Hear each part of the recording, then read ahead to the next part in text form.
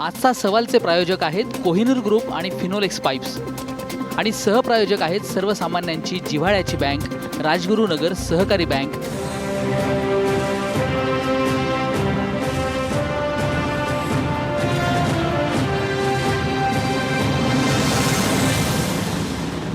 नमस्कार, मी आशिष जाधव. आजचा सवालमध्ये तुमचं स्वागत आहे. मुंबईमध्ये पावसाळ्याच्या काळात दरडी कोसळतात, बिल्डिंगी कोसळतात आणि नाहक जीवितहानी होते. कालसुद्धा मुंबईमध्ये घाटकोपर परिसरामध्ये दामोदर पार्कमधली एक सिद्धी साई नावाची इमारत, 4 मजली इमारत ही खचली आणि त्यामध्ये 18 जणांचा बळी गेला. सरकारी नाकर्तेपण, पालिकेच्या अधिकाऱ्यांचं, बिल्डर आणि राजकारण्यांबरोबरचं संगनमत समोर आलेलं आहे. तळमजल्यावरती असं काही तोडकाम होत होतं की इमारतीचे पिलर्स हटवले गेले आणि त्या ठिकाणी काही वेगळंच काम होत होतं आणि त्याचा फटका असा झाला की सकाळी 10:30च्या सुमारास ही 4 मजली इमारत सिद्धी साई एकाएकी कोसळली आणि त्यामध्ये नाहक बळी गेले. ही जी दुर्घटना झाली आहे याला पालिकाच जबाबदार आहे अशी सर्वत्र ओरड होते आहे. आरोप विधिमंडळात तसे झालेले आहेत. लोकांच्याही त्याच भावना आहेत. पण ज्यांचा जीव गेला, ज्यांच्या जवळच्यांचा जीव गेला, त्यांच्यावरती आज नेमकं काय कुऱ्हाड कोसळलेली आहे याची कल्पनासुद्धा आपल्याला करवत नाही आहे. आणि मुंबईत हे वारंवार घडतं आहे आणि तरीसुद्धा सत्ताधारी शिवसेना आणि त्यांना साथ देणारे भाजप मात्र यावरती नेहमी आरोप प्रत्यारोपाचं राजकारण करतात. याला तर नेमकं काय म्हटलं पाहिजे? खरंच शब्द नाहीत इतके गंभीर आरोप या पालिका प्रशासनावरती सध्या घाटकोपरमधले रहिवासी करतायत. कारण नाहक बळी गेलेला आहे. ज्यांचा जीव गेला त्यांचा काय दोष होता असा हा प्रश्न आहे. यावरच आहे आपला आजचा सवाल. आपला आजचा सवाल बघा. घाटकोपर दुर्घटनेला व्यवस्थेतली अभद्र युती, जी अभद्र युती ज्याला आपण म्हणतो की भ्रष्ट अधिकारी, पालिकेचे नगरसेवक आणि बिल्डर यांची ही भ्रष्ट युती जबाबदार आहे का? या आपल्या आजच्या सवालमध्ये नेहमीप्रमाणे महत्त्वाचे मुद्दे असणार आहेत ज्यावर आपण सविस्तर चर्चा करणार आहोत. आपल्या या आजच्या चर्चेमध्ये या सिद्धी साईचे एक रहिवासी वीरेंद्र कुमार सिंग हे सुद्धा आहेत. वीरेंद्र कुमार सिंह यांचं संपूर्ण कुटुंब सुदैवानं वाचलं आहे. म्हणजे ज्यावेळेस ही इमारत कोसळली त्यावेळी त्यांची दोन्ही मुलं ही बाहेर गेली होती शाळा किंवा ट्युशनला. ते स्वतः कार्यालयाला गेले होते, कामावर गेले होते. त्यांची पत्नी ही सुद्धा मुलीला आणायला बाहेर गेली होती. सुदैवानं त्यांचं कुटुंब वाचलं. पण त्या बिल्डिंगमधलं इतर त्यांचे सोबतचे जे रहिवासी होते, त्यांचे जवळचे काही होते, ते त्यामध्ये दगावलेले आहेत. एक मोठा मानसिक आघात हा वीरेंद्र कुमार सिंह यांच्यावरती झालेला आहे. ते आज आपली व्यथा मांडणार आहेत. त्यांचा एक वेगळा लढा या तोडकामाला घेऊन झालेला आहे. तो आज उजेडात येणार आहे. आपल्यासोबत महाराष्ट्रवनचा आमचा पत्रकार शैलेश तवटेसुद्धा आहे. त्यांनी हे 2 दिवस सगळं तिथलं वातावरण बघितलेलं आहे. नेमकं काय झालेलं आहे, कशा पद्धतीची डाळ तिथं भ्रष्ट अधिकारी, नगरसेवक किंवा तिथले ते सुनील शितप नावाचे जे आहेत ज्यांना अटक झालेली आहे आरोपी म्हणून, त्यांच्या शिजली याचा उलगडा तो करणार आहे. आपल्यासोबत एक सामाजिक कार्यकर्ते, RTI ॲक्टिव्हिस्ट ॲडव्होकेट विजय कुर्लेसुद्धा आहेत. मी या तिघांशीच चर्चा करणार आहे. आणि दरम्यान शिवसेनेच्या वतीनं महापौर विश्वनाथ महाडेश्वर यांना सतत आग्रह करणार आहे की त्यांनी काहीतरी बोलावं. कारण महापौरांनी आपली बाजू मांडली पाहिजे. शिवसेना नेहमी अशा प्रश्नाच्या वेळेस हात वर करते. जिथं सोयीस्कर नाही, जिथं अडचणीचं आहे तिथं आम्हाला बोलायचं नाही, आमचे प्रवक्ते चर्चेला येणार नाहीत असं सांगते. पण आज ती वेळ नाही आहे. शिवसेनेला उत्तर द्यावं लागेल. प्रत्येक वेळेस तुमच्यावरती म्हणजे शिवसेनेवरती, पालिकेच्या भ्रष्ट प्रशासनावरती जेव्हा प्रश्न उगारले जातात, बोट उगारलं जातं, तेव्हा शिवसेना अशा पद्धतीनं मौन धारण करते. ते चालणार नाही. त्यांनासुद्धा प्रश्न विचारण्याचा आम्ही प्रयत्न करणार आहोत. मी चर्चेला सुरुवात करतो ती वीरेंद्र कुमार सिंह यांच्यापासूनच. सर, झालेली दुर्घटना खूप वाईट आहे. तुमच्यावरती सध्या काय परिस्थिती ओढावली असेल मला शब्दातही सांगता येणार नाही आहे. पण खरंच हा जो सुनील शितप आहे हा माणूस नालायक म्हणावा तेवढा कमी आहे. तळमजल्यावरती एका नर्सिंग होमला तो बारमध्ये रूपांतरित करत होता आणि त्यासाठी त्यांनी पिलर्स इमारतीचे वाटेल तसे तोडले. हा नालायक नाहीये? हो, याला रोखण्याचं किती वेळा काम केलं असेल? कारण हा सुनील शितप त्याला त्याचं स्वतःचं नाव लिहिता येत नाही आणि आज तो 200-300 करोड प्रॉपर्टीचा मालक आहे. एवढा कमी वयात त्यांनी हे प्रॉपर्टी कसे काय मिळवले? काही महिन्यापूर्वी आमचा घाटकोपरच्या मार्केटमध्ये एका प्लॉटमध्ये तो इल्लिगल अतिक्रमण करायला गेला होता. तिकडचे रहिवासी आले, विरोध करत होते, पोलीस आले, पोलीस काय त्याला थांबवू शकलं नाही. प्रकाश मेहता साहेब हाऊसिंग मिनिस्टर ते आले, तेही काय करू शकले नाही. अच्छा, प्रकाश मेहता आधी येऊन गेले तिथे? हां, त्यावेळेला ते तिथले आमदारही आहेत का? हां, ते घाटकोपरच्या दुसऱ्या याच्यामध्ये आमदार आहेत. हां, मग पण ते सध्या हाऊसिंग मिनिस्टर आहेत. ओके. मग ते आधी येऊन गेलेले? हां, त्यावेळेला म्हणजे त्या प्लॉटच्या अतिक्रमणच्या वेळेला. ओके, म्हणजे या सुनील शितपच्याच प्रकरणामध्ये? हां हां. मग शेवटी CM साहेबांनी इंटरफिअर केलं. हां, त्यांनी पोलिस वगैरे बोलवून मग त्यांच्या माध्यमातून कमिशनर साहेबांनी द्विवेदी नावाचा एक मला वाटतं वॉर्ड ऑफिसर होता घाटकोपरमध्ये. त्या द्विवेदी साहेबांना ऑथॉरिटीज नसताना त्यांनी ते प्लॉटचं कागदपत्र शितपच्या नावाने ट्रान्सफर केलं होतं.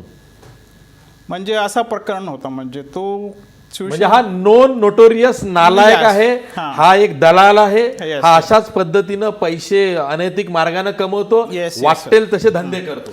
5 महिन्या अगोदर ही घटना घडलेली होती आणि त्याला काय म्हणजे असं धडक वगैरे बसला नाही आणि 5 महिने त्यांनी हा प्रकरण केलं. नाही, मला हे म्हणायचं आहे की साधारण 10-12 दिवसापासून हे तोडकाम तुमच्या इमारतीमध्ये चाललं होतं. एक सजग रहिवाशी म्हणून तुम्ही त्यांना अडवलं नाही का? तुम्ही तक्रार केली नाही का? काय झालं होतं, एक म्हणजे 10-12 दिवस अगोदर त्यांनी 8 वाजता आला एका वॉचमनला घेऊन, सोसायटीचं 2-3 मेंबरला बोलवलं. मला माझे अपार्टमेंटचं काम करायचं, रिपेअरिंग करायचं बघा, एवढं त्यांनी सांगितलं. आणि मी माझे जे नर्सिंग होमचे सामान मी कंपाऊंडमध्ये ठेवणार आणि हा वॉचमॅन असणार. पण तो एवढा म्हणजे 3 फ्लॅटचं ॲमलगमेशन केलं. 3 फ्लॅट्स आहेत, त्याच्या नावावर एक फ्लॅट आणि 2 फ्लॅट त्याच्या म्हणजे जवळच्या मजल्यावरचे, हां, ग्राउंड फ्लोअरचे. मग 10 दिवसात त्यांनी सर्व भिंत काढले, सर्व 3 फ्लॅट्स ॲमलगमेशन केलं त्यांनी, which is not allowed as per IOD. ते ॲमलगमेशन केलं आणि त्यांनी ते पिलर्स वगैरे होते त्याला कटर्स वगैरे लावून त्याच्यामध्ये त्यांनी छेडखानी केली. ह्या 10 दिवसात एकदम फास्ट. छेडलं कुठे? मी काय केलं, मी माझा प्रोसेस चालू केला होता माझ्या कॉन्टॅक्ट करून. BMCमध्ये मी कॉन्टॅक्ट केलं. मी सांगितलं एकाला, त्याचं नाव मला डिस्क्लोज करायचं नाही कारण हा फार इन्फ्लुएन्शियल मनुष्य आहे. मी सांगितलं होतं मला कंप्लेंट करायचा, तू सांग मला, मी कुठे येऊ आणि कुठे कंप्लेंट करू. मग 2 दिवसानंतर त्यांनी सांगितलं की JE साहेब तिकडे गेले इन्स्पेक्शनला, त्याचं इन्स्पेक्शन होऊ दे, मग तुम्ही या. ते मागच्या आठवड्यामध्ये JE साहेब आले, तिकडे आले नव्हते की नव्हते मला माहीत नाही. आणि त्यानंतर मी माझा प्रोसेस सुरू करणार होता आणि आज ही घटना घडली. मी तुम्हाला यासाठी हे विचारलेलं आहे की आज विधिमंडळामध्ये मुख्यमंत्री म्हणाले की यासंबंधी कुठली तक्रार आलेली नाहीये. मुख्यमंत्री शिवसेना तेच सांगते की कोणी तक्रार केली नाही पालिकेत म्हणून. बर्डे साहेबांचं जे तिकडचे DMC आहे त्यांचं माझं बोलणं झालं होतं काल. बर्डे साहेब म्हणले की आम्हाला माहीत नव्हतं. बोला ठीक आहे, या प्रकरणी तुम्हाला माहीत नव्हतं, पण तुम्हाला एवढं माहीत होतं की 7 ते 8 वर्ष त्यांनी एक नर्सिंग होम चालू केलं होतं तिकडे. सर्व फ्लॅट तिचे रहिवासी म्हणजे ॲज अ रेसिडेन्शियल म्हणून आहेत, नोंदणी आहेत IOD मध्ये. म्हणजे हा चेंज ऑफ युजर झाला असेल. हो, नर्सिंग होमच्या नावाने तो प्रॉपर्टी टॅक्स भरत होता BMC कडे. मग BMCला माहीत होतं चेंज ऑफ युजर आहे, एवढं तरी BMCला माहीत होतं त्या 7-8 वर्षांमध्ये. When this a change of user process, sudden process has to be carried out. म्हणजे सर्व टेनंटचे कन्सर्न्स वगैरे घ्यायचे, मेंबर्सचे कन्सर्न वगैरे घ्यायचे, ते प्रोसेस वगैरे त्यांनी केलं नव्हतं. आणि नेहमी म्हणजे 2 महिने 3 महिने ते आम्हाला सांगितलं तुम्ही आम्हाला सही द्या, माझा कमर्शियल आहे. सर्व मेंबरला तो सांगायचं, सतत सांगायचं तुम्ही मला सही द्या. प्रभाव किंवा दबाव. आपल्यासोबत शैलेश तवटे आमचा पत्रकार, तो 2 दिवस तिकडेच होता. शैलेश, हा जो सुनील शितप आहे ज्याला आरोपी म्हणून अटक झालेली आहे, हा सुनील शितप हा शिवसेनेचा पदाधिकारी सुद्धा होता. एवढंच नाही तर गेल्या महापालिका निवडणुकीत याची पत्नी ती शिवसेनेचे उमेदवार म्हणून महापालिका निवडणूक लढली.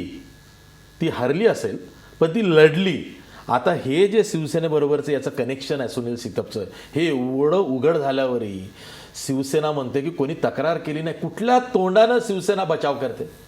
नक्कीच मुळामध्ये आधी ह्या सगळ्या गोष्टीमध्ये सुनील शितप हा असा घाटकोपरमधला लँड माफिया आहे. कारण ज्या पद्धतीनं आता आपण बघतोय की जी सुनील शितपवर जे आरोप होत आहेत, जे नागरिक जे आहेत ते सुनील शितपवर आरोप करतायत की सुनील शितप हा लँड माफिया आहे, बळजबरीनं लोकांच्या जमिनी हडप करणं आणि त्यांच्यावर ते कागदोपत्री, म्हणजे हा कायद्यानं असं असलेला हुशार व्यक्ती आहे, त्यामुळे त्याला सगळ्या कायद्याचं नॉलेज आहे आणि त्यावर त्याची हडप करण्याची एक प्रवृत्ती आहे. आणि त्यानंतर तो लँड माफिया म्हणजे कशा पद्धतीने जमीन हडप करायची, त्यावर इमारती बांधायच्या आणि त्याचं हे काम तो अनेक वर्ष गेली करतोय. आणि या सगळ्या गोष्टीनंतर आतापर्यंत म्हणजे ज्या या सिद्धी-साईच्या इमारतीच्या संदर्भात जर आपण बोलायला गेलो तर सिद्धी-साईच्या इमारतीचं रिनोव्हेशनचं काम सुरू होतं. ज्या रिनोव्हेशनचं काम सुरू होतं मुळामध्ये पहिलं गोष्ट म्हणजे त्या संबंधित सोसायटीची परवानगी घेणं आवश्यक आहे. ती कुठलीही परवानगी या सितपने घेतली नव्हती. त्यानंतर ही परवानगी ज्यावेळी घेतल्यानंतर मुंबई महानगरपालिका नगररचना विभाग या संदर्भात रिनोव्हेशनची परवानगी देतं आणि त्यामध्ये सुद्धा एक हमीपत्र लिहून घेतलं जातं. ज्या इमारतीचं स्ट्रक्चर आहे, जो प्लॅनिंग आहे आर्किटेक्चरने बनवलेला आहे, त्या प्लॅनिंगला कुठलाही धोका न लावता ते आतलं जे स्ट्रक्चर आहे किंवा रिनोव्हेशन आहे तुम्ही करू शकता.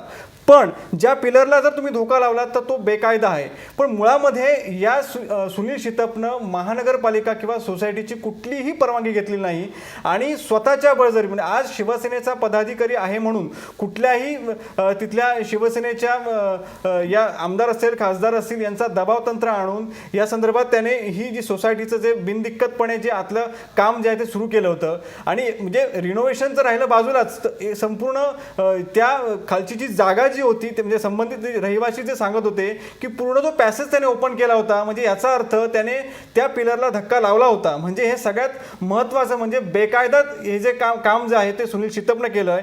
आणि त्या संदर्भात मुंबई महानगरपालिका कुठली म्हणजे आज 12 दिवस झाले ह्या संदर्भात हे काम सुरू होतं. आज एखाद्या ठिकाणी इलिगल कन्स्ट्रक्शनचं सुरू असेल तर तात्काळ BMC महानगरपालिका वॉर्ड विभाग अधिकारी असतील तर तात्काळ तिथे कारवाई रोखली जाते.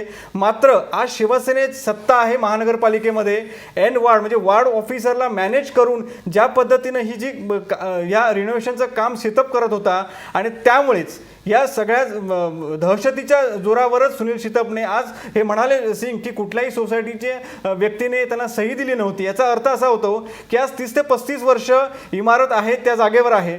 पण आज अनेक वर्ष आपण बघतोय मुंबई महानगरपालिका दर पावसामध्ये C1 मध्ये धोकादायक इमारतीमध्ये प्रत्येक इमारती समाविष्ट केली जाते.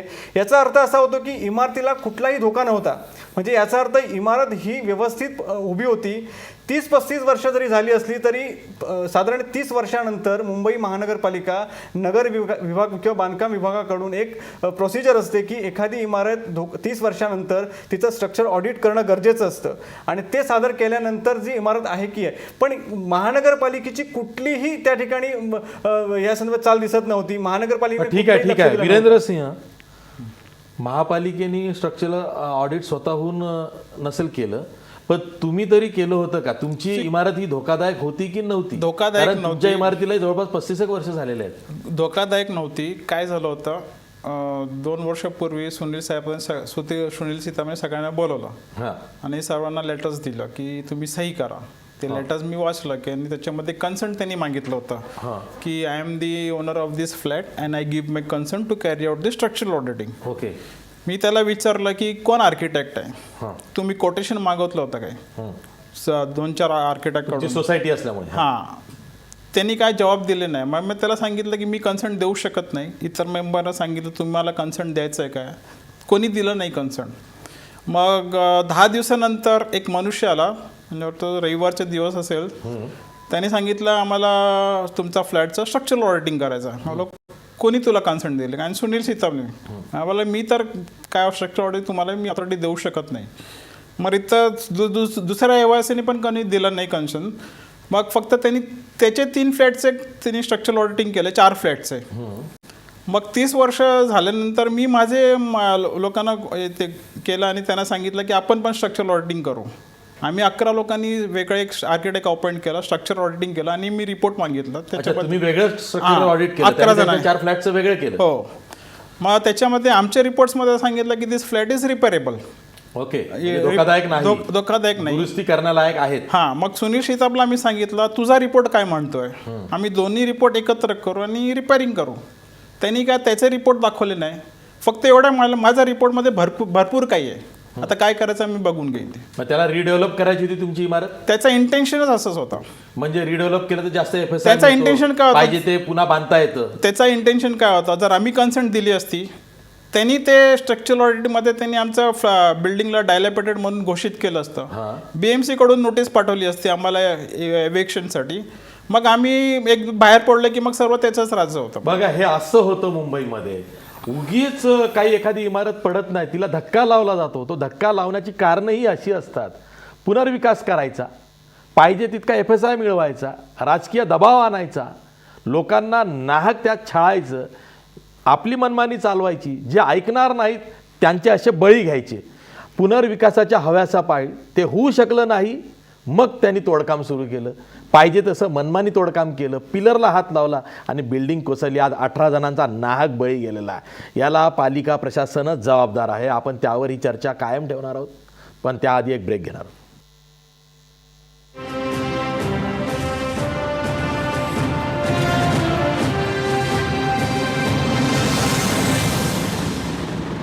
ब्रेकनंतर पुन्हा तुमचं स्वागत. बघा कसं असतं, काहीतरी डाळ शिजते. ही अभद्र युती अशी काही काम करते की तिथं होत्याचं नव्हतं होतं आणि नाहक जीव जातात.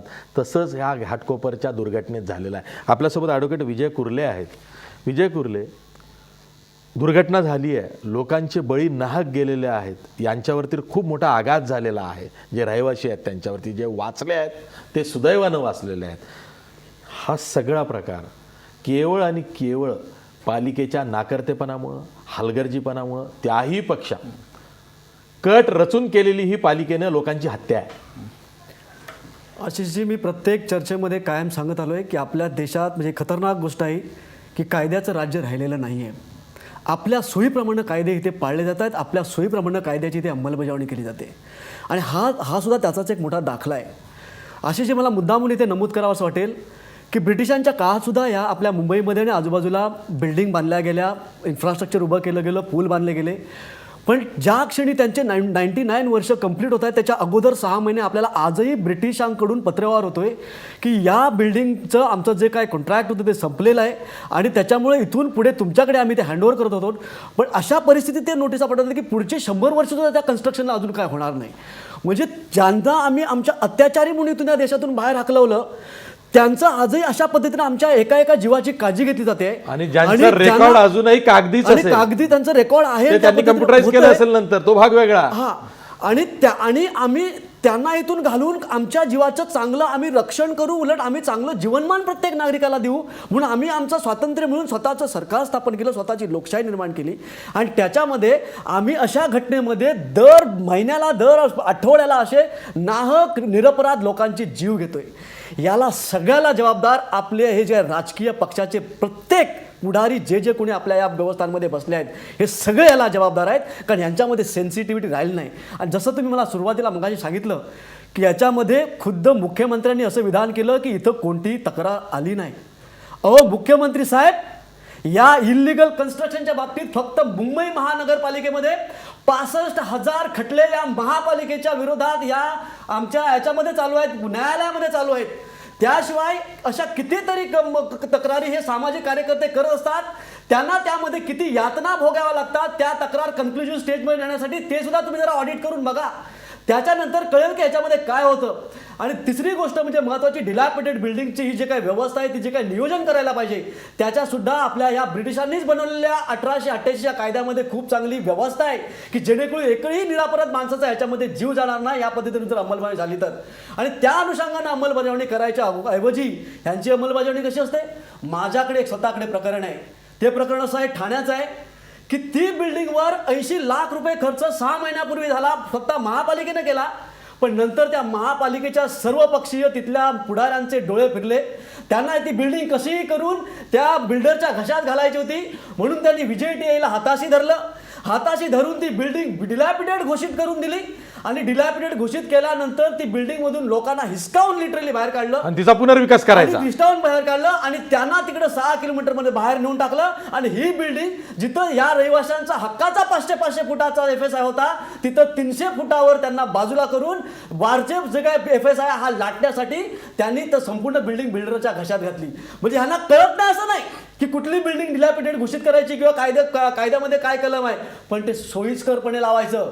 ते लोकांचा हक्काचा FSI काढून घेऊन तो बिल्डरांच्या कसा घशात घालता येईल आणि बिल्डरांकडून आपली कशी संपत्ती वाढवता येईल हा एकमेव उद्देश या सगळ्या राजकारण्यांच्या समोर राहिलेला आहे. आणि हा सगळा उद्देश त्यांचा सफल करण्यासाठी हे अशा मुंबईकरांचा नाहक दिवसा ढवळ्यात जीव घेत आहे. हे खूप गंभीर आहे.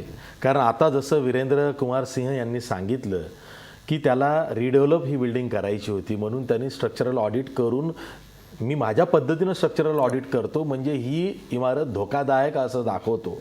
आणि त्यांनी त्यांच्या 11 फ्लॅट्सनी जे स्ट्रक्चरल ऑडिट केलं होतं त्यामध्ये इमारत धोकादायक नव्हती. आता पुढं सत्य काय बाहेर आलं, या सुनील शितपनी तोडकाम करताना पिलरला धक्का लावला ज्यावरती इमारत उभी असते. आणि एखादी इमारत मुंबईमध्ये जर का ती 30 वर्षाहून अधिक जुनी असेल तर त्या काळी RCC कन्स्ट्रक्शन जरी असेल तरी आत्तासारखं अद्ययावत नाही आहे. म्हणजे जेवढी उंच इमारत त्याच्यापेक्षा म्हणजे तेवढंच आतमध्ये खाली पाया खोदला जाईल, ते RCC कॉलम्स उभे केले जातील, अशा पद्धतीची बांधणी असेलच एखाद्या इमारतीची असं सांगता येत नाही. अशा वेळी स्ट्रक्चरल ऑडिट हे खूप महत्त्वाचं असतं. पण स्ट्रक्चरल ऑडिट स्वतःच्या फायद्यासाठी करून तिथं पुनर्विकास इमारतीचा करायचा, म्हणजे 4 मजली इमारत ही आणखीन मोठ्या जास्त मजली इमारतीची करायची, फ्लॅट्स वाढवून घ्यायचे, त्यामध्ये कमर्शियल यूज आणायचा, हे सगळं या सुनील शितपला करायचं होतं ना. हे पालिकेच्या अधिकाऱ्यांना माहीत नव्हतं. सुनील शितप हा स्वतः राजकारणी होता. त्याची बायको शिवसेनेकडून पत्नी त्याची शिवसेनेकडून उमेदवार म्हणून उभी होती महापालिका निवडणुकीला. त्याचं संगनमत हे वरच्या पातळीपर्यंत नव्हतं असं म्हणताच येणार नाही आहे. आणि म्हणूनच या प्रकरणाची सविस्तर चौकशी झाली पाहिजे. मागणी जी होते ती अधिक सविस्तर आणि सखोल आणि उच्चस्तरीय चौकशीची होते.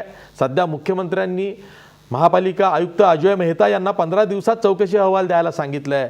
पण इथवर हे थांबायला नको. हा मोठा कट आहे. कट रचून पालिका अधिकाऱ्यांनी लोकांची हत्या केलेली आहे असं जे आज विरोधी पक्षनेते विधान परिषदेत म्हणाले त्यात तथ्य दिसतंय. आणि म्हणूनच याची सविस्तर चौकशी झाली पाहिजे अशी मागणी पुढे येते आहे. आपण ही चर्चा पुन्हा अशीच सुरू ठेवणार आहोत, पण ब्रेकनंतर.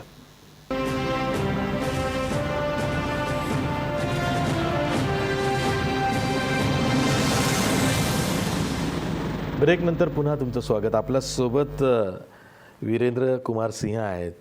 त्यांचं कुटुंब ते सुदैवानं वाचलेले आहेत. सर, मला हा एक खूप नाजूक प्रश्न तुम्हाला विचारायचा आहे.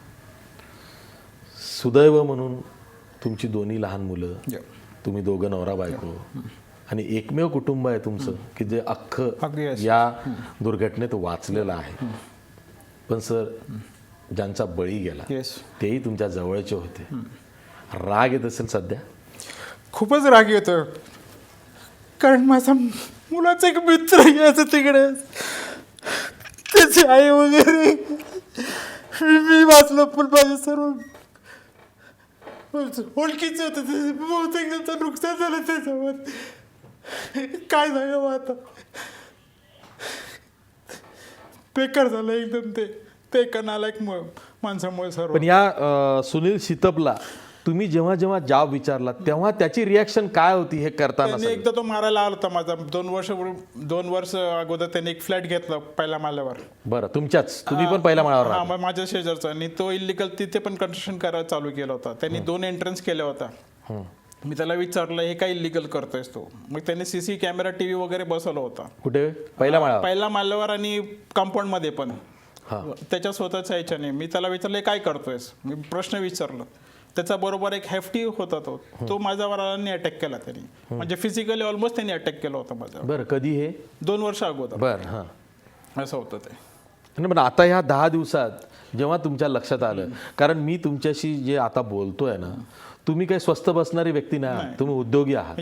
आणि तुम्हाला कुठं काही वाईट चाललं असेल तर नाक खुपसून ते बघायची तर नक्कीच सवय असली Yes, yes, पाहिजे. yes, yes. तुम्ही ह्या 10 दिवसात त्याला कधी कधी काय असा जाब विचार 10 दिवसात काय, कारण मी आता आजारी होतो, मला स्पाईनमध्ये फ्रॅक्चर झालं होतं बरं. आणि त्याच्या साईड इफेक्ट्स अथॉरिटीज वगैरे झाले. बरं मोस्टली मी ऑफिस आणि घर एवढंच करत होतो. मी सांगितलं की 10 दिवस अगोदर त्यांनी 2-3 माणसांना बोलवलं, मला इथे स्ट्रक्चरचा करायचा, सेफ्टी वगैरे बघायचा आहे, मी सामान वगैरे बाहेर काढतो आणि हा वॉचमॅन इथे असणार. मग त्यांनी काम एवढं वेगाने केलं होतं की की तुम्हाला तोडकाम करतोय सांगितलं नाही. नाही, तसं काय नाही सांगितलं होतं. मग ते इतर माणसांना सांगा, माझ्या त्याची काय मुलाखत झाली नव्हती. मग बरोबर, इतर रहिवाशांना नाही सॉरी. हां, त्यांना सांगितलं की मला स्ट्रक्चर सेफ्टी वगैरे ते काय रिपेअरिंग वगैरे काय ते मी करणार आहे म्हणजे. बरं मग 10 दिवसात त्यांनी एवढा वेगाने काम केलं, सर्व भिंत वगैरे काढले सायमल्टेनियसली, ते पिलर्स वगैरे ते कटर्स वगैरे आणले होते. हां मग मागच्या आठवड्यात मी शनिवारी माझा एक कॉन्टॅक्ट वॉर्डमध्ये मी फोन केला की आता मला कंप्लेंट करायचं आहे, तू सांग मी आता काय म्हणजे चक्कर काढू शकत नाही, माझी प्रकृती बरोबर नाही आहे, आणि तू सांग मला कुठे जायचं आणि कुठे कंप्लेंट करायचं आहे आणि एकाच व्हिजिटमध्ये होऊ दे. मग 2 दिवसांनी त्यांनी फोन केलं, ते आता जेई तिकडे जाणार आणि व्हिजिट करणार आहे, आणि त्यांनी सांगितलं की जेई गेल्याने व्हिजिट केलं ते मागच्या आठवड्यामध्ये. हे तुम्हाला उत्तर पालिकेतून दिल्या गेलेलं आहे. हां, मी माझा कॉन्टॅक्ट मी पुन्हा एकदा सांगतोय, मुख्यमंत्र्यांनाही आवर्जून हे सांगावं असं वाटतंय. जे महापालिकेचे महापौर आहेत विश्वनाथ महाडेश्वर, त्यांनी सुद्धा ऐकलं पाहिजे. वीरेंद्र कुमार सिंह म्हणतायत ते पालिकेमध्ये एका वरिष्ठ अधिकाऱ्याशी बोलले, त्यांनी त्यांच्या कानावर हे टाकलं, त्यांनी एवढंही सांगितलं की एक ज्युनियर इंजिनियर लेवलचा अधिकारी तिथं जाईल, व्हिजिट करेल. एवढं सगळं झाल्यावरती तक्रार झाली नाही असं कसं सांगितलं जातं? मग ते झाल्यानंतर मी माझा म्हणजे प्रोसेस चालू करणार होतो आणि एवढंच हे घडलं, म्हणजे 2-3 दिवसात हे घडलं. कारण मी घरी होतो, मी एका जॉब सोडून दुसऱ्या जॉबवर जाणार होतो, फ्रायडेपासून जाणार होतो. नक्की त्या एम्प्लॉयरनी मला सांगितलं तू घरी बसून काय करणार आहे, सोमवारपासून ये, आणि मी सोमवारपासून सुरुवात केली होती, नाहीतर मी पण घरी असणार होतो त्यावेळेस. म्हणजे तुम्ही जॉब बदली केला हां. आणि नव्या नोकरीवरती फ्रायडेपासून शुक्रवारच्या ऐवजी तुम्ही सोमवारी गेलात म्हणून वाचलात. वाचलो या दॅट इज. कधी कधी मला वाटतं की हे सर्व पूर्ण घटना प्लॅनिंगद्वारे झालं, कारण आता ते तुम्ही ग्राउंड बघायला, ग्राउंड झालंय तिकडे, त्याला प्रोटेक्शन नाहीये. बरं, आता हळूहळू त्याच्यामध्ये कब्जा होणार. तुम्हाला काय म्हणायचं, 10:30 वाजता सकाळी ही इमारत खचली, त्यावेळीच नेमकं काही तोडफोडीचं काम सुरू होतं? त्यावेळेस मी ऑफिसमध्ये होतो, काही कर्मचारी होते आतमध्ये त्यावेळेस, आणि मला असं सांगण्यात आलं की जेव्हा बिल्डिंग कोसळत होतं त्यावेळेस ते कर्मचारी बाहेर आले. हा, म्हणजे काम करता करता कामगार बाहेर आले, त्यांना माहीत पडलं की बिल्डिंग कोसळते आणि ते मग एकदम बाहेर आले. शैलेश, इथं असं काहीतरी झालेलं आहे त्या 10:30 वाजता, कारण पाऊस तर पडतच होता, रात्रभर पाऊस पडतच होता, आणि पावसाळ्याच्या दिवसांमध्ये हे काम सुरू होतं. विशेष पालिका काय करत होती हा पुन्हा एक प्रश्नच आहे. पण त्यावेळेस नेमकं असं काहीतरी हालचाल त्या बिल्डिंगच्या एकूणच उभारणीमध्ये किंवा बांधकामामध्ये किंवा तोडफोडीमध्ये झाली आणि त्याचा इमिजिएट इफेक्ट म्हणून बिल्डिंग कोसळली. काय काय कळतंय, काही माहिती मिळते? मी ज्यावेळी म्हणजे घटनास्थळावर ज्यावेळी गेलो त्यावेळी रहिवाशी ज्यावेळी जे काही आरडाओरड सुरू होती वगैरे सगळी, प्रत्येक रहिवाशी आपापल्या नातेवाईकाला तिथे कोण आहे, कसं गेलं आहे, हे म्हणजे प्रत्येकाचा भाऊ, आई, बहीण, कोणीतरी तिथे त्या इमारतीच्या खाली, त्या ढिगाऱ्याखाली होती, तो वाचवण्याचा सुरू होता. पण प्रत्येकाकडून एकच सांगण्यात येत होतं की बिल्डिंगच्या इमारतीच्या तळमजल्यावर रिनोव्हेशनचं काम सुरू होतं, आणि ते काम सुरू असताना म्हणजे काही ज्या महिला रिनोव्हेशन कसलं, तोडफोड म्हणजे ज्या पद्धतीने त्याने तोडफोड केली होती, म्हणजे पिलरला हात घातलं म्हणजे संपूर्ण इमारत तोडलीच गेलेली आहे, आणि हे बेकायदा आहे, म्हणजे कुठलीही परवानगी त्यांनी घेतलीच नव्हती. पण ज्या महिलांनी हे सांगितलं की ज्या महिला खाली वाचल्या होत्या, त्या महिला इमारतीच्या खाली पायऱ्याने येत होत्या, तेव्हा इमारत ही हलत होती, म्हणजे कामगार तिथे काम करत देखील होते आणि सगळ्या गोष्टी या घडत होत्या. म्हणजे इमारत ही एवढ्या पटकन ती कोसळली गेली की कोणाला बाहेर जाता येऊ शकलं नाही, म्हणजे संधीच मिळाली नाही. म्हणजे याचं काम म्हणजे 12 दिवस म्हणजे आठवड्याभर हे काम सुरू होतं. रात्री म्हणजे 12पर्यंत, म्हणजे त्या इथले रहिवासी सांगत होते रात्री 12पर्यंत काम सुरू होतं. सकाळी जरी 9-9:30 वाजता कामगार आले, 1-2 कामगार त्या संदर्भात काहीतरी मेजरमेंट घेण्यासाठी आतमध्ये होते, आणि म्हणजे काही कामगार हे आलेच नव्हते, म्हणजे त्यांना ज्यावेळी ही तोडखाम सुरू होतं कदाचित कामगारांना माहिती असावं का किंवा ह्या काहीतरी सगळ्या- गडबड होऊ शकते. काहीतरी गडबड आपण केलेली आहे, आपण काहीतरी चुकीचं काम केलेलं आहे सगळं, आणि आता हे आपल्या अंगाशी येणार आहे, त्यामुळे आपल्याला जायचंच नाही. त्यामुळे जे काही वाचले कामगार ते तिथे नव्हतेच. म्हणजे याचा अर्थ होता की हे सगळं घडल्यानंतर आता ही जबाबदारी, आता हे सगळं पडणार आहे, आता ह्याला काहीच करू शकत नाही, आणि त्यामुळे त्या वेळेतच ही इमारत बिल्डिंग खचली तेव्हा हा सुनील शितप आणि त्याची बायको वगैरे नाही, कुठे होते? दिवसभर ते तिथे राहत नाही बिल्डिंग आजही आज मला जी माहिती मिळते, आज ज्यावेळी एक मिनिट, वीरेंद्र सिंह, सुनील शितप त्याची बायको त्याचं घर कुठं राहतं? त्याच्यात त्या कुठल्या दुसऱ्या तरी सोसायटी दोस्तीमध्ये आहे, तिकडे दोस्तीमध्ये त्याचा बरं, तो flat मोठ्या आहे. ठिकाणी राहत असेल. हा, आणि हा फ्लॅट त्याच्या नावावर एक फ्लॅट होता आणि 2 फ्लॅट त्याच्यात, म्हणजे शितप नावाचाच 2 व्यक्ती त्यांच्या, पण कोणी राहत नव्हतं. दुर्घटना घडली तेव्हा सुनील शितप त्याची बायको कुठे होती? त्या जागेवर नव्हत्या ऍक्च्युली. बरं, ठीक आहे, हा बोल. नाही, दुर्घटना घडली तरी शितप फॅमिलीचं कोणीही तिथे नव्हतं. लोकांचा आरडाओरडा हात होता की शितप कुठे आहे, म्हणजे ही एवढा रोष होता लोकांचा की शितप त्या दिवशी नव्हता. दुसऱ्या दिवशी म्हणजे आज ज्यावेळी शितप म्हणजे काल रात्री शितपला अटक करण्यात, पोलिसांनी अटक केली. शितप, काही माहिती सोर्सनुसार अशी माहिती होती की शितप मुंबईच्या बाहेर होता, मुंबईच्या बाहेर तो गेला होता. नंतर ज्यावेळी शितपला कळलं की आता हे अंगाशी येणार, आपण स्वतःहून सरेंडर व्हायला पाहिजे, आणि म्हणून रात्री 10-11 वाजता शितप पार्कसाईड पोलीस ठाण्यामध्ये हजर झाला. त्याच्यानंतर गुन्हा दाखल झाले, सगळ्या गोष्टी झाल्या. पण एकच सांगायचं आहे की ज्यावेळी इमारत कोसळत होती, अक्षरशः तिथले रहिवासी रडत होते की आपलं कोणीतरी गेलं. कारण आज बघतोय की 15 कुटुंब तिथे राहत होती, 15 कुटुंब एका क्षणात उद्ध्वस्त झाली. ह्याला जबाबदार कोण असेल तर ह्याला शितपच जबाबदार आहे. कारण आताही आजच्या क्षणाला शिवसेनेचा पदाधिकारी म्हणून काम करत असलेला सुनील शितपवर कुठल्याही राजकीय व्यक्तीने, शिवसेनेने कुठलीही कारवाई केलेली नाहीये.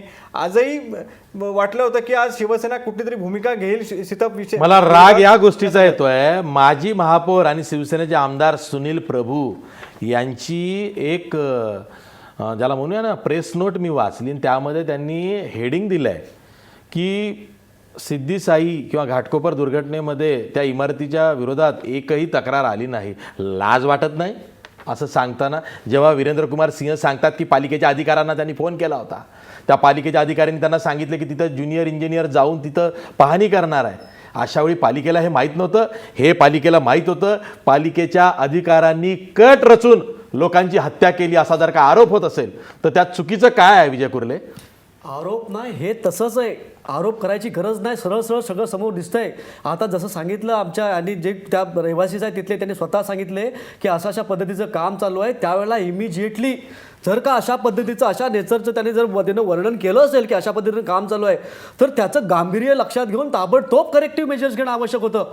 आणि जर का समजा एखादा आमदार किंवा प्रतिनिधी सांगत असेल ना तक्रारी नाहीत, इथं तक्रारी किती मगाशी तुम्हाला सांगितलं, एवढ्या तक्रारी पेंडिंग आहे, त्याच्यावर तुम्ही काय करत नाही. ह्याच्यामध्ये तुम्ही तक्रार नाही म्हणून सांगताय, हा असंवेदनशीलता मोठा दाखला आहे तुमचा. आणि विजय कुर्ले, प्रश्न असा आहे की केवळ आयुक्तांची चौकशी होऊन भागणार नाही हो. 18 जणांचा नाहक बळी गेलेला आहे, न्यायालयीन चौकशी झाली पाहिजे. न्यायालयीन चौकशी व्हायला पाहिजे. आणि सगळ्यात पहिलं, कारण का आता कसं होतं की अशा घटना होतात, मग आपण सुद्धा काही दिवस चर्चा करतो आणि त्याच्यानंतर मग पुढचा एक घटना होते, लक्ष्मी शाळेत काय झालेलं आहे नंतर चर्चा होतात. पण सगळ्यात पहिलं आपण एकूण व्यवस्था जर बघितली तर आपली 3 जी वेगवेगळी अंग आहेत, न्यायमंडळ, कार्यकारी मंडळ आणि विधिमंडळ, अशी जेव्हा एखादी घटना होते त्यावेळेला त्याचं इमिजिएट कॉग्निझन्स घेऊन, ताबडतोब दखल घेऊन विधिमंडळाने पहिला एक स्पेशल अधिवेशन लावून त्याच्यामध्ये पुन्हा याच कारणास्तव लोकांचे जीव जाणार नाहीत याची करेक्टिव्ह मेजर्स घेतल्या पाहिजेत. समजा विधिमंडळाने काय नाही केलं, मग न्यायालयांना त्यांच्या काही इनहरंट पॉवर्स आहेत, त्यांना जेव्हा कळतं की अशा पद्धतीने लोकांचे नाहक बळी गेले आहेत, तर त्यांनी मोठं स्वतः PIL दाखल करून घेतली पाहिजे आणि सांगितलं पाहिजे असं असं झालंय, तुम्ही सरकार म्हणून आमच्याकडे ॲफिडेव्हिट टाका की कशा पद्धतीनं पुढच्या 6 महिन्यात, वर्षभरात, 2 वर्षात अशा सगळ्या इमारतींच्या करेक्टिव्ह मेजर्सच्या अनुषंगानं म्हणा किंवा त्यांचे जीव वाचवण्याच्या अनुषंगानं म्हणा, तुम्ही काय करेक्टिव्ह मेजर्स घेणार आहेत याचं ॲफिडेव्हिट टाकण्यासाठी न्यायालयाने सुद्धा खर्चावून त्यांना सांगायला पाहिजे.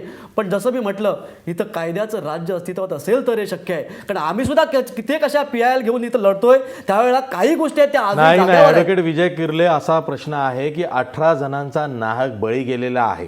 केवळ सुनील शितपला दोष देऊन काही होणार नाही आहे.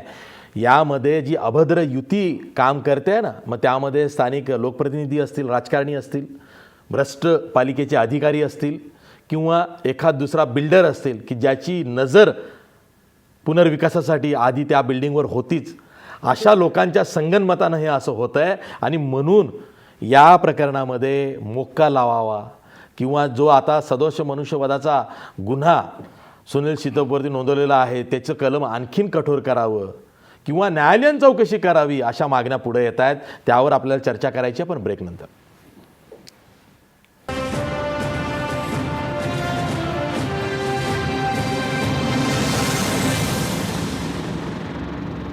ब्रेकनंतर पुन्हा तुमचं स्वागत. आपल्यासोबत आमचा पत्रकार शैलेश तवटे आहे. शैलेश, सुनील शितपवरती सदोष मनुष्यवधाचा गुन्हा लावलेला आहे, म्हणजे कलम 304. आणि विरोधी पक्ष नेत्यांनी अशी मागणी केली विधिमंडळामध्ये की पालिकेच्या अधिकारांवर कट रचून लोकांचा खून केल्याचा गुन्हा नोंदवावा, अशा या ज्या मागण्या पुढे येत आहेत. तर यामध्ये सुद्धा काही राजकारण आहे का, की खरंच सुनील शितपला वाचवण्यासाठी वरपासून खालपर्यंत काही प्रयत्न होतात? मला सुनील शितप हा मुख्य आरोपी असेल तरी हे जे अधिकारी आहे वॉर्ड ऑफिसर आणि हे बाकीचे, यांना पण गजाआड टाकलं पाहिजे. हे काय करतात? 18 लोकांचे बळी गेलेत. नक्कीच म्हणता येईल, कारण 304 हा गुन्हा दाखल केल्यानंतर कायद्यानं असं आहे की मनुष्यवधाचा गुन्हा, सदोष मनुष्यवध हा गुन्हा दाखल केल्यानंतर कुठेतरी केस चालते. केस झाल्यानंतर आता ही समिती नेमली आहे, समितीने अहवाल देणार, खरंच मृत्यू कशामुळे झाला, खरंच त्या पिलर पडला होता का, मग ते जे रॉड ठेवले होते रॉडमुळेच ठेवला गेला, म्हणजे या सगळ्यातून पळवाटा करण्याचा पर्याय आहे. यांनी काय जीव परत थोडी येणार आहेत. नक्कीच, म्हणजे याच्यावर गंभीर म्हणजे 302च, कारण बेकायदा पद्धतीने हे त्याने बांधकाम तोडलंय, कुठलीही परवानगी घेतलीच नाहीये त्याने. त्यामुळे 302 हाच एक पर्याय आहे. आणि गंभीर म्हणजे ज्या म्हणजे हत्या या 18 लोकांच्या मृत्यूला कारणीभूत हा सुनील शितप आहे आणि संबंधित अधिकारी आहेत. 8 वॉर्ड ऑफिसरला मी साधारण 100 वेळा फोन केले असतील, पण एक वॉर्ड ऑफिसरने एकही माझा फोन उचलला नाही. याचं कारण असं आहे की यांनी परवानगी दिलीच नाही ना. माहिती आहे की आम्ही या सगळ्या घटनेमध्ये आम्ही दोषी आहोत. आता कुठेतरी आमच्या गळ्याभोवती येणार आहे. आणि सुनील शितपने ज्या पद्धतीने हे तोडफोड केली, या सगळ्या गोष्टी केलेल्या आहेत, आज स्वतःहून ज्यावेळी तो हजर होतो आणि सगळ्या गोष्टीला माहिती आहे, कायद्याचं नॉलेज आहे, पण कुठेतरी कायदा कठोर आहे, जामीन मिळू शकते म्हणून तो आलाय तिथे. म्हणजे कुठे 302 हा गंभीर गुन्हा दाखल ऍड करावा लागेल या FIR मध्ये, तरच या 18 लोक जे मृत पावले त्यांना न्याय मिळेल असं वाटतंय. वीरेंद्र कुमार सिंह, आता सरकारने जे मृतांचे वारसदार आहेत त्यांना 5 लाख रुपयांची घोषणा केलेली आहे. प्रश्न असा आहे, ही 5 लाख होऊ दे किंवा 10 लाख होऊ दे, गेलेले जीव परत येणार नाहीये. सरकारला तुमचं शेवटचं सांगणं काय आहे? नाही तर कारण आता माझं वैयक्तिक असं आहे की मी माझा फ्लॅटवर 30 लाखाचं लोन आहे ॲक्सिस बँककडून आणि त्याचे इन्शुरन्स आहेत. हां, आता मला असं पाहिजे की ह्यामध्ये रिस्पॉन्सिबिलिटी फिक्स झाला पाहिजे. हां, सुनील शितप रिस्पॉन्सिबल आहे ते फिक्स झालं पाहिजे, तर मी रिपोर्ट ते घेऊन इन्शुरन्सकडे जाऊ शकतो आणि ते मला इन्शुरन्स क्लेम मिळू शकतं. तसं आणखीन एक फ्लॅट आहे, त्यांनी पण लोन घेऊन ते फ्लॅट्स घेतले आहेत.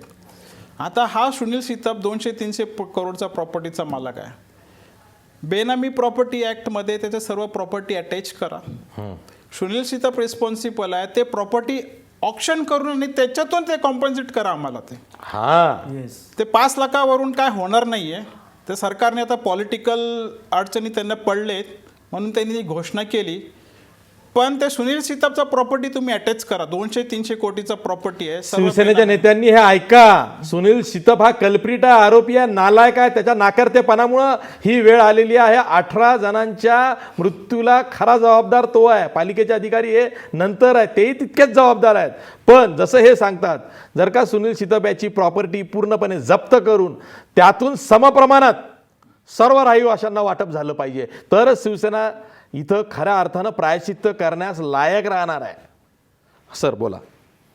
तसंच झाला पाहिजे. ठीक आहे, सरकारने ते इमर्जन्सी काहीतरी घोषणा केली आहे वगैरे असेल, पण हा असा झाला पाहिजे. ॲक्च्युली त्याला मोक्का लावला पाहिजे, MCOC ॲक्ट लावला पाहिजे, तरच ते न्याय पूर्ण होईल. ॲक्च्युली कॉन्ट्रॅक्टर तिथे कोण कॉन्ट्रॅक्टर होता त्याची हो, हे जे काम आहे विजय कुर्ले, मला तुम्हाला हे प्रश्न विचारायचे आहे अगदी थोडक्यात.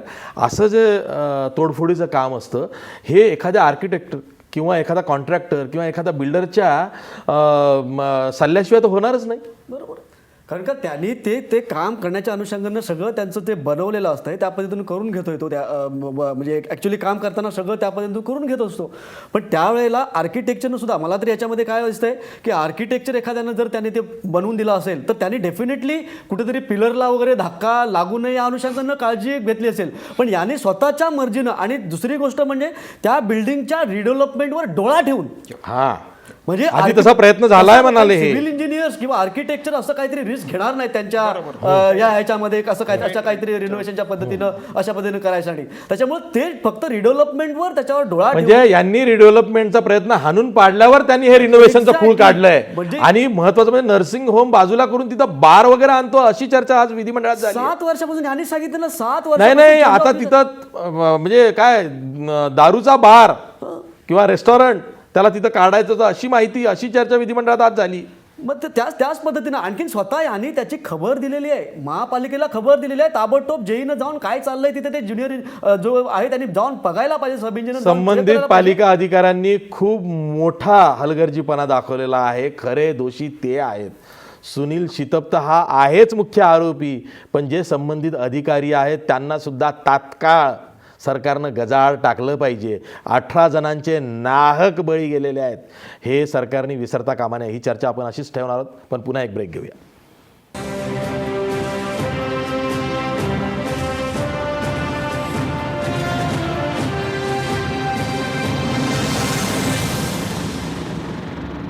ब्रेकनंतर पुन्हा तुमचं स्वागत.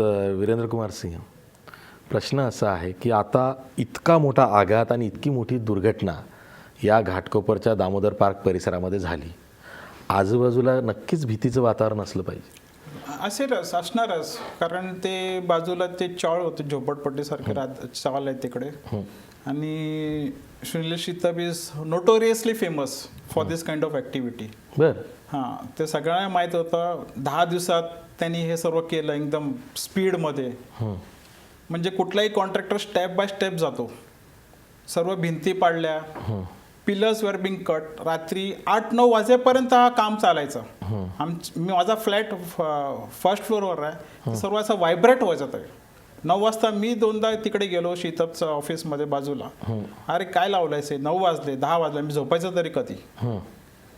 तर असं वातावरण त्यांनी, म्हणजे मला असं डाऊट होता हा प्री प्लॅन असावा, कारण 10 दिवसात एवढा स्पीड कुठलाही कॉन्ट्रॅक्टर त्याला तुमची सुद्धा भीती वाटत असेल ना की तुम्ही काहीतरी पोलिसांमध्ये तक्रार, पालिकेत तक्रार. मला फेस करायचंच नव्हता तो. पण काय बोलायचं, दुसऱ्या लोकांना बोलायचं आणि तो सांगायचं. म्हणजे तुम्हाला दखलच घ्यायचा नाही, नाही, तो माझा तुम्हाला साईड ट्रॅक करायचा. हो. बरोबर आहे, बरोबर आहे. नाही पण सर प्रश्न असा आहे ना की त्यांनी हे सगळे घोळ 10 दिवस केले, तुमच्या सुद्धा हे नजरेत आलं. आता इमारत पडली, तुमचं तर घर गेलं, तुम्ही विस्थापित झालात, बाकीच्यांचे जवळच्यांचे जीव गेले, स्वतःचा जीव गेला. आता तिथं मदतीच्या रूपात काय सरकार करतंय? सरकार त्यांनी हे घोषणा केले. काल सर्व लिडर्स आले होते. किरीट सोमय्या साहेब आले होते, प्रकाश मेहता साहेब आले होते, भालेरावचे मिसेस त्यावर कॉर्पोरेट, त्यांनी खूप चांगलं हे केलं. म्हणजे त्यांनी खूप बोल्ड स्टेट्समेन दिलेत. त्यांनी पहिलं त्या मॅडमनीच पहिलं सांगितलं की कॉम्पन्सेशन मिळायला पाहिजे. तिथल्या नगरसेविका आहेत अर्चना भालेराव. त्यांनी भालेराव साहेब आधी होते, त्यांनी खूप चांगलं केलं आमच्या एरियामध्ये. आणि CIM साहेब रात्री आले, त्यांनी सांगितलं की there will be judicial probe and there will be after the report of commissioner. Then commissioner has to submit a report. Joy Mehta नाही 18 बळी गेलेले आहेत. न्यायालयीन चौकशीची मागणी विधिमंडळात होते आहे, ती इमिजिएट डिक्लेअर झाली पाहिजे. सर बोला. आणि असं आहे, पण मला नाही वाटत की 15 दिवस, कारण तिथे वेरियस स्टेक होल्डर्स आहेत. पंचनामा एक क्रिमिनल पंचनामा होईल पोलीसकडून अंडर IPC ऍक्ट. ते स्पॉटवर झाला पाहिजे. अजून काय फॉर्मॅलिटी स्पॉटवर झाला नाहीये. आज सुनील शितप अजूनही बचाव कार्य सुरू आहे. सुनील शितपच्या कोर्टमध्ये पेशकश होती, त्या दृष्टीने काय असं स्पॉटवर काय पंचनामा झालेला नाहीये. Within 15 days all the stakeholders, Sunil Shitap आणि त्यांचे दुसरे 2 नातेवाईक आहेत, त्यांना कस्टडीमध्ये घेऊन त्यांचे ते इन्क्वायरी करा. हा फ्लॅट त्यांच्या नावावर कसा काय झाला. आणि त्यांना सुद्धा माहित होता की त्यांच्या फ्लॅटमध्ये असं इलिगल काम चाललं होतं की नाही. अच्छा, मग त्याच्या नातलगांच्या नावावर सुद्धा फ्लॅट ज्याचा तो वापर करत होता आणि त्या तोडफोड करत होता. या आणि कॉन्ट्रॅक्टर्स वर्कर्स खूप वर्कर्स होते, त्यांचे स्टेटमेंट झाले पाहिजे. हा, बिल्डिंगचे सर्व रहिवासी त्यांचे स्टेटमेंट झाले पाहिजे. म्हणजे क्रिमिनल इन्व्हेस्टिगेशनचा हा भाग आहे. हा क्रिमिनल इन्व्हेस्टिगेशन वेगळा, ज्युडिशियल प्रोब मध्ये पण हो हो, म्हणूनच ज्युडिशियल प्रोब लावली पाहिजे. ज्युडिशियल प्रोब मध्ये त्यांचे स्टेटमेंट झाले पाहिजेत. बीएमसी अधिकारी, प्रत्येक बीएमसी अधिकारी, मुख्य तर बर्डे साहेब ते डीएमसी आहेत, त्यांचे माझं बोलणं झालं काल. त्यांनी सांगितलं आम्हाला माहितीच नव्हतं. मी त्यांना प्रश्न विचारला, नर्सिंग होम होता, तुम्ही परमिशन दिलं होतं, बरोबर आहे. 5 वर्षापासून चेंज ऑफ युजर स्ट्रक्चर आहेत, ते तुम्हाला माहीत नव्हतं काय? म्हणजे जर बीएमसी, कारण बीएमसी मुख्य आहे याच्यामध्ये, त्यांनी येऊन ते स्टेटमेंट दिलं पाहिजे, काय खरं आहे काय खरं नाही. त्या स्टेटमेंट एकदम कन्क्लुझिव्ह. मला नाही वाटत की 15 दिवसात हा ज्युडिशियल प्रोब संपेल. Actually what Ajay Mehta, no no no no no no no no no Ajay Mehta हे महापालिकेचे आयुक्त आहेत. ती त्यांच्या स्तरावरती त्यांची डिपार्टमेंटल इन्क्वायरी आहे. आणि ते आपल्याला तिथे निवृत्त न्यायाधीशामार्फत न्यायालयीन चौकशी पाहिजे आहे, कारण 18 लोकांचे बळी गेलेले आहेत. कारण Ajay Mehta under the MRTP act, under the MMC act, he is the sole planning authority of the city. या त्यांच्या डेलिगेशन ऑफ पॉवर्समध्ये सर्व BMC अधिकारी त्यांच्या डेलिगेशन ऑफ पॉवरमध्ये सर्व डिसिजन घेत आहेत. हो, then commissioner Ajay Mehta should under his personal supervision should see that whether the investigation is going in the right direction or not. आणि इन्व्हेस्टिगेशन इम्पार्शियल व्हायचं असेल तर अजय मेहतांना इन्क्वायरी करण्याचा, चौकशी करण्याचा अधिकारच नको आहे. तिथं त्रयस्थ व्यक्ती, मग ती निवृत्त न्यायाधीश असेल, ती न्यायालयीन चौकशी करेल, ही मागणी होती. आम्ही एक ब्रेक घेणार आहे आणि ब्रेक नंतर मी पुन्हा यातल्या काही कंगोऱ्यांकडं, ज्याकडं अजूनही लक्ष गेलेलं नाही पण चौकशीमध्ये त्या महत्त्वाच्या असू शकतात, त्या गोष्टींवरती चर्चा करणार आहे, पण ब्रेक नंतर.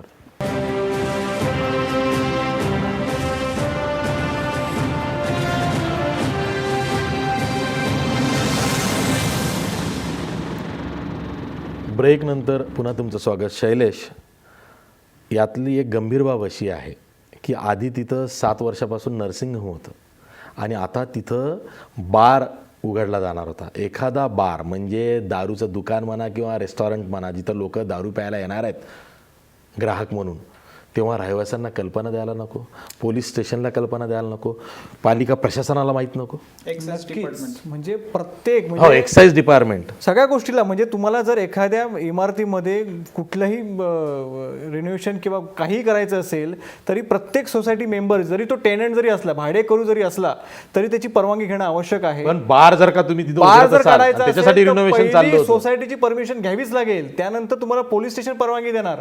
इथे तुम्हाला जर सोसायटीची परमिशन असेल तरच पोलीस हा परवानगी सोसायटीचा सेक्रेटरी पण होता ना सुनील शितप. हा सेक्रेटरी म्हणून सही करायचा, चेअरमॅन म्हणून सही करायचा, सर्व पद त्याच्याचकडेच होता. म्हणजे हा सर्वा होता, याची मनमानी होता, हा तिकडचा दादाच होता. Yes yes. सेक्रेटरी असल्यामुळे स्वतःचेच सही केल्यामुळे स्वतःचेच परमिशन मिळतं. पालिकेला ती सादर करायची, पोलीस स्टेशनला ती, मी सेक्रेटरी आहे, घ्या, माझी परमिशन आहे. म्हणजे त्या सोसायटीतल्या मेंबरांना विचारत न घेता सगळं केलेलं आहे. आणि या सगळ्या 18 जणांच्या मृत्यूला सुनील शितपच आणि संबंधित अधिकारी जबाबदार आहेत. शेवटी विजय कुर्ले काय म्हणाल, हा जो प्रकार आहे हा फक्त एका साई सिद्धी किंवा सिद्धी साई ही जी इमारत आहे या इमारतीपुरती मर्यादित नाही आहे. मुंबईत तर अशा कित्येक इमारती आहेत आणि पावसाळ्याच्या दिवसामध्ये अशा पद्धतीचं तोडकाम एखाद्या इमारतीत होतं, पालिकेच्या अधिकाऱ्यांना माहीत नाही. पावसाळ्याच्या दिवसात कसं आहे की अशा 35,000 इमारती मुंबईमध्ये होत आहेत. 35,000 इमारती की ज्यांचं असं ऑडिट होऊन, त्याचं स्ट्रक्चर ऑडिट होऊन, ज्या ज्या काही डिलॅपिडेट असतील किंवा त्यांचं रिपेअर वर्क किंवा ते रिडेव्हलपमेंट जे काय प्रोसिजर हातात घेतलं तर ताबडतोब घेतला पाहिजे. आणि या पर्टिक्युलर घटनेची तत्काळ इंडिपेंडंट ज्युडिशियल एन्क्वायरी करून त्यातले फॅक्ट्स रेकॉर्डवर आणून त्या कमिटीच्या रिपोर्टचं ताबडतोब त्याच्यावर ॲक्शन व्हायला पाहिजे, तो कंप्लाय झाला पाहिजे.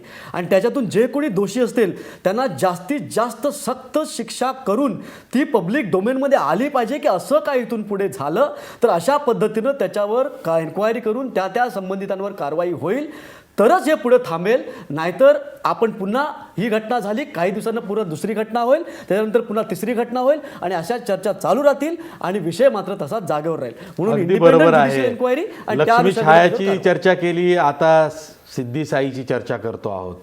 हे थांबलंच पाहिजे. त्यामुळंच या घटनेची न्यायालयीन चौकशी झाली पाहिजे आणि दोषींना कठोरात कठोर शिक्षा झाली पाहिजे. जे मृतांचे वारसदार आहेत त्यांना न्याय मिळाला पाहिजे. आणि एक खूप चांगला यातला मार्ग वीरेंद्र कुमार सिंह यांनी मांडलेला आहे. तो जो मुख्य आरोपी आहे सुनील शितप, त्याच्याकडं जर का 200-300 कोटीची काळी माया असेल किंवा कोणतीही माया असेल, त्याची संपत्ती जप्त करून, कारण तो यामध्ये कल्प्रिट आहे, त्यानं पिलर कापलेला आहे इमारतीचा, गाभा कापलेला आहे, ज्याच्यावरती इमारत उभी आहे त्याची छेडछाड केलेली आहे आणि त्याच्यामुळं ही घटना घडलेली असेल, तर ती सगळी संपत्ती त्याची जप्त करून ती समप्रमाणात रहिवाशांच्या वारसदारांना, मृतांच्या वारसदारांना, रहिवाशांना ती वाटली पाहिजे, जेणेकरून तशा पद्धतीनं निदान नाही काही तर आपण मेलेल्यांचे जीव परत आणू शकू नाही, पण जे उरलेले आहेत त्यांना तरी काहीतरी मदत सरकार करू शकेल आणि तीच ज्यांचे बळी गेले त्यांना न्याय मिळाल्यासारखं होईल. इथं विचार झाला पाहिजे, सरकारनं कठोर पावलं उचलली पाहिजे. आज आपण इथंच थांबूया. जाता जाता आपला आजचा सवाल बघा. घाटकोपर सिद्दीसाई दुर्घटनेला व्यवस्थेतली अभद्र युती जी लोकप्रतिनिधी, पालिका अधिकारी आणि बिल्डरची आहे, ती अभद्र युती जबाबदार आहे का?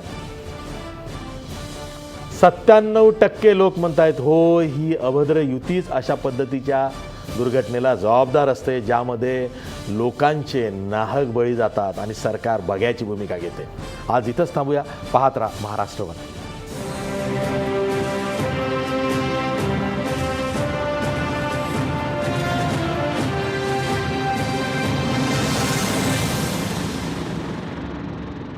आजचा सवालचे प्रायोजक आहेत कोहिनूर ग्रुप आणि फिनोलेक्स पाईप्स आणि सहप्रायोजक आहेत सर्वसामान्यांची जिव्हाळ्याची बँक राजगुरुनगर सहकारी बँक.